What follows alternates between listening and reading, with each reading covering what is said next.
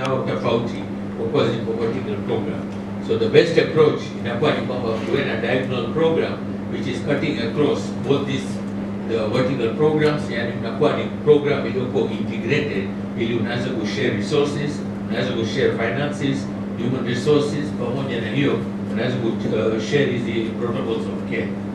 So hapo ukiangalia katika HIV cascade na NCD cascade, hizi ni model from FHI 360, walitoa hiyo model based on their experience in Ethiopia na in some of the countries in West Africa, na unakuta ni kwamba kwenye hizi wakadivide katika hizi 5 components. Moja ni prevention, ya pili ni diagnosis, enrollment into care, management of the disease na palliative care.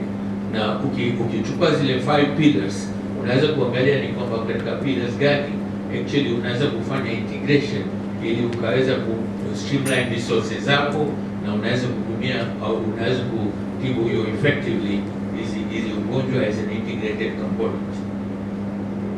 So hiyo ilikuwa ni kama ni data zilizoko katika hizi literature iliyoko. Sasa hapo pamoja na Liverpool School na NIMRI kuna small study tumeanza kuifanya kutokana na integration of care pamoja na Professor Fernando, emphasis on partnership and collaborative work with all the programs. Na katika zile partnership ilikuwa ni policy makers, civil society, patient groups, community representatives na other stakeholders walikuwa pamoja kwenye hiyo study.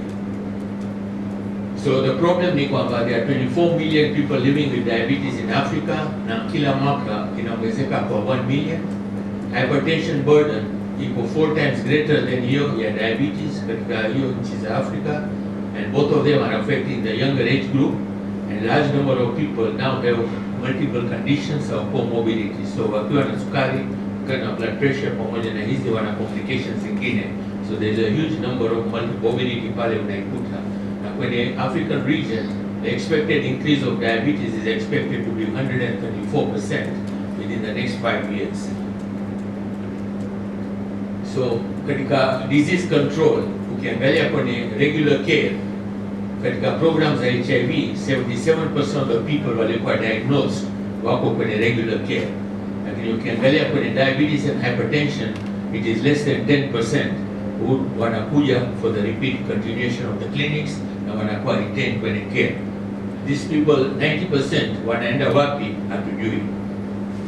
Annual deaths kwenye HIV is less than 500,000 compared to 2 million, which is attributed to diabetes and hypertension. And chronic care service delivery is delivered vertically. Hapo HIV care is a vertical program through a complete separate health system, pamoja na separate index na separate identity, basically separate databases out. So what was the primary question of the study? Does the integrated management of HIV, diabetes and hypertension lead to a better retention in care as compared to the vertical care? And does it affect in any way outcome in HIV? Okay, the program from the HIV side, their worry was kwamba dilute program yao, utakuta ni kwamba wagonjwa wengi wa HIV hawatapata continuous care na control yao itakuwa ni very poor.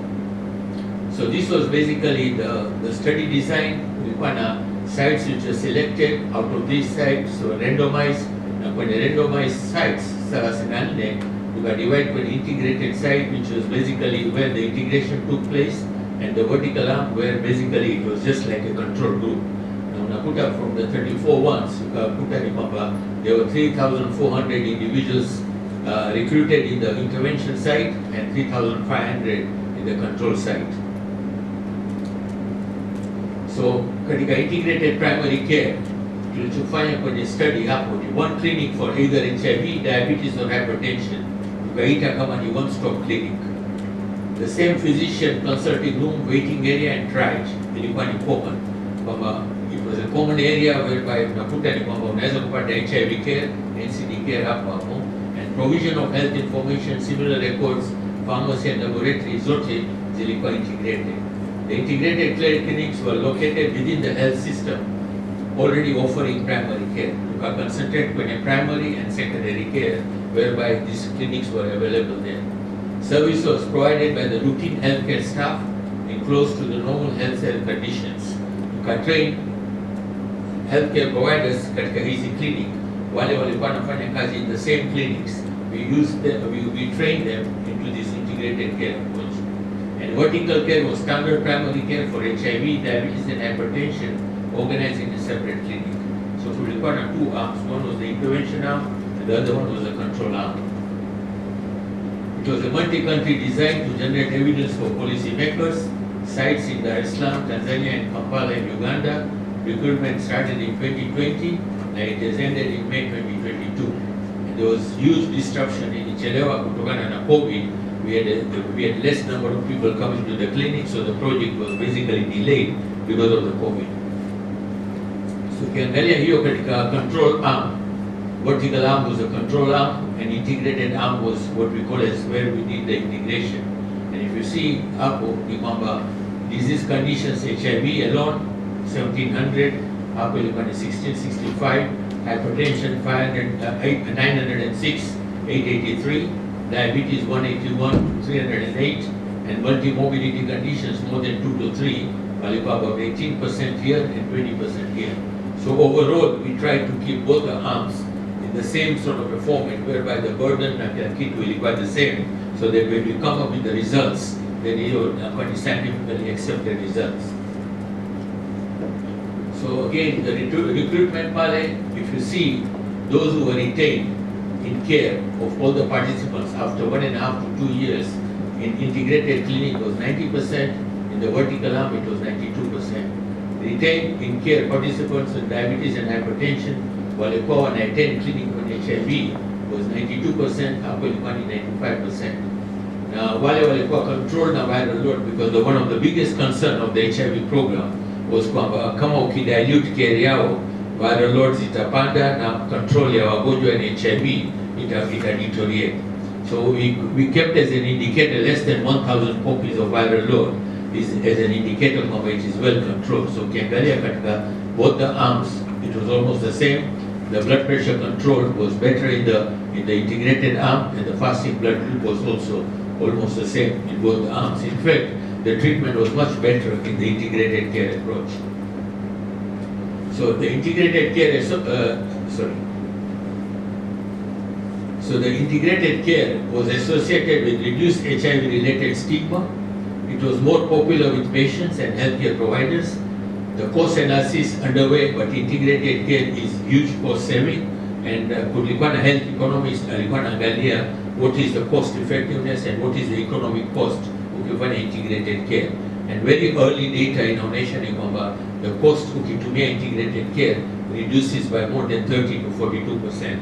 So unakuta ni kwamba cost is much more cost effective, and service cost of managing multi-mobility in an integrated clinic was 35 to 50% lower than managing multi-mobility in a vertical care clinics.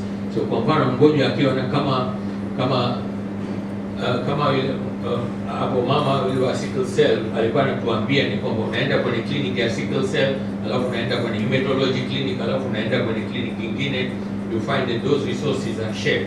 But if you are able to basically do everything in one clinic, especially with the primary care and secondary care, then unakuta kwamba overall cost of managing this multi-mobility comes down by more than 50%.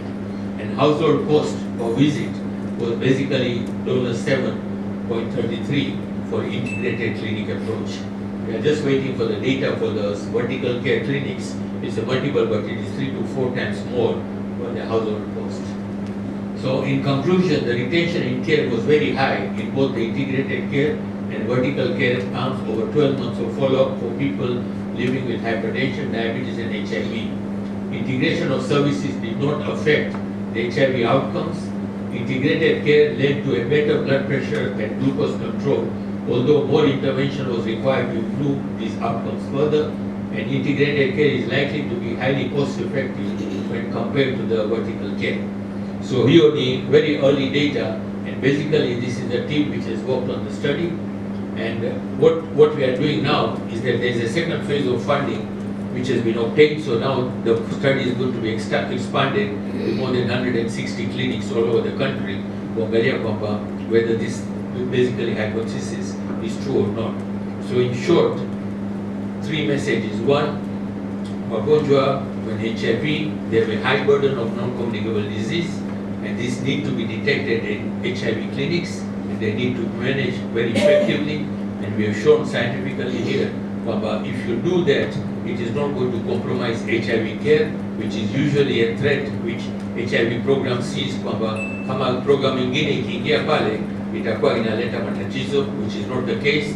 Second thing, it has got an economic benefit whereby overall cost your provision of care inapungua, and tatu, the quality of care also improves because you are dealing with one individual with multi-morbidity. So in conclusion, hizi vitu vitatu, in conclusion zilizo. Asanteni sana.